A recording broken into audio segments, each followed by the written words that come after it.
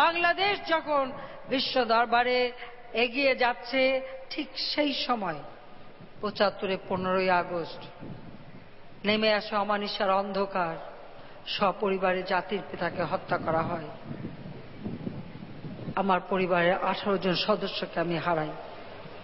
কারাগারে বঙ্গবন্ধুর অবর্তমানে যে নেতৃবৃন্দ মুক্তিযুদ্ধ পরিচালনা করেছিলেন, 70-এর নির্বাচনে নির্বাচিত প্রতিনিধিরা যারা সেই দিন সরকার গঠন করেছিলেন, জাতির পিতা বঙ্গবন্ধু শেখ মুজিবুর রহমানকে রাষ্ট্রপতি করে, সৈয়দ নজরুল ইসলামকে উপরাষ্ট্রপতি, তাজউদ্দিন আহমেদকে প্রধানমন্ত্রী করে সরকার গঠন করে, ওই আবার সেই আম্রকানন কুষ্টিয়ার মেহেরপুর, তখন একটা মহকুমা, সেখানকার বৈদ্যনাথ তলায় সেই আম্রকাননে গণপ্রজাতন্ত্রী বাংলাদেশ, স্বাধীন বাংলাদেশের মন্ত্রী পরিষদ শপথ নিয়েছিল ওই আম্রকাননে।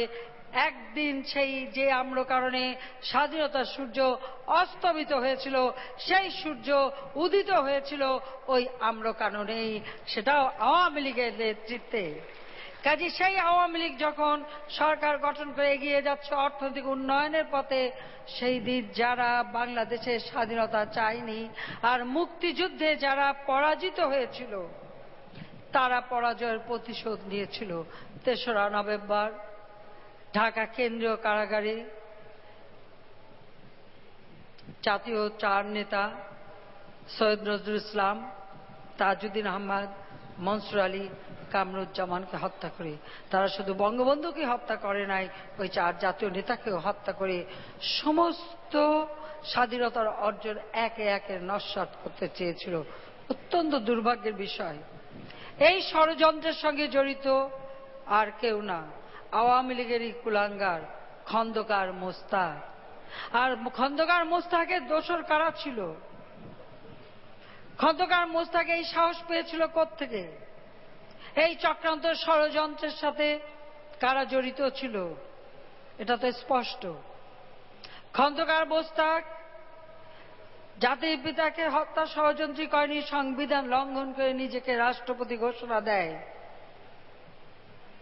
আর সেনাবাহিনী প্রধান হিসেবে কাকে পছন্দ করে নিয়েছিলেন?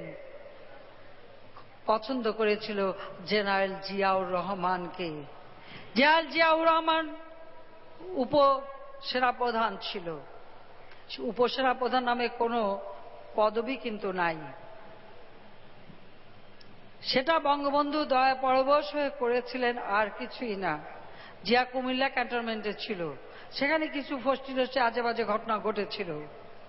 এবং আপনারা জানেন যে জিয়াউর রহমানের স্ত্রী মুক্তিযুদ্ধ চলাকালীন সময় জিয়া বারবার খবর পাঠালেও সে কিন্তু জিয়াউর রহমানের কাছে যায়নি, ঢাকা ক্যান্টনমেন্টে অফিসার মেসেই ছিল এবং বহাল তবিয়তে ছিল। ওই আসলাম বেগের চিঠিটা জিয়াউর রহমানের কাছে লেখা, সেই চিঠিটা নিশ্চয়ই আপনারা দেখেছেন। ওতে স্পষ্ট জানা যায় কোথায় কিভাবে ছিলেন। জিয়ার সংসার রক্ষার জন্য ঢাকায় ক্যান্টনমেন্টে নিয়ে এসে উপসেনাপ্রধানের পদ সৃষ্টি করে তাকে সেখানে রাখা হয়েছিল। কিন্তু সেই জিয়াউর রহমান সেও গাদ্দারি করেছিল, খন্দকার মোস্তাকের সাথে হাত মিলিয়েছিল। এবং সেটা আরো প্রমাণিত যে খুনি ফারুক, এই ফারুক যে খুনিদেরকে যখন জিয়াউর রহমান ক্ষমতা দখল করলো, কারণ মোস্তাক বেইমানি করেছিল, বেইমানি করে যারা ক্ষমতা আসে তারা কিন্তু থাকতে পারে না ক্ষমতায়। যেমন মীর জাফর বেইমানি করেছিল, মীর জাফর কিন্তু 2 মাসও ক্ষমতায় থাকতে পারে নাই, তাকেও বিতাড়িত করেছিল যারা তাকে দিয়ে বেইমানি করেছিল। ঠিক মোস্তাকেরও সেই অবস্থা, মোস্তাককেও 2 মাস 2.5 মাসের মধ্যে চলে যেতে হয়েছিল। এরপর জিয়াউর রহমান যখন নিজে রাষ্ট্রপতি ঘোষণা দেয়। আর এই খুনিদের, বঙ্গবন্ধুর আত্মস্বীকৃত খুনি ওই ফারুক বিবিসিতে ইন্টারভিউ দিয়েছিল। সেই ইন্টারভিউতে সে স্পষ্ট বলেছিল যে এই 15ই আগস্টে জাতির পিতাকে হত্যার আগে খুনি ফারুক জিয়াউর রহমানের সাথে তাদের সম্পর্ক ছিল। জিয়াউর রহমান তাদের সফলতা কামনা করেছিল, আর সফল হলে সে সাথে আছে এ কথাও বলেছিল। এর অর্থ কি দাঁড়ায়? এর অর্থ কি দাঁড়ায়? আর জিয়াউর রহমান এদের প্রত্যেকটা খুনি আত্মস্বীকৃত খুনি। যে খুনিদের আমরা বিচার করে ফাঁসি দিয়েছি, সেই খুনিদেরকেই বিভিন্ন দূতাবাসের চাকরি দিয়ে পুরস্কৃত করেছিল জিয়াউর রহমান। শুধু তাই না, জিয়া ক্ষমতা দখলের পর আমাদের সেনাবাহিনীতে 19টা কু হয়েছিল। একের পর এক কু হয়েছে।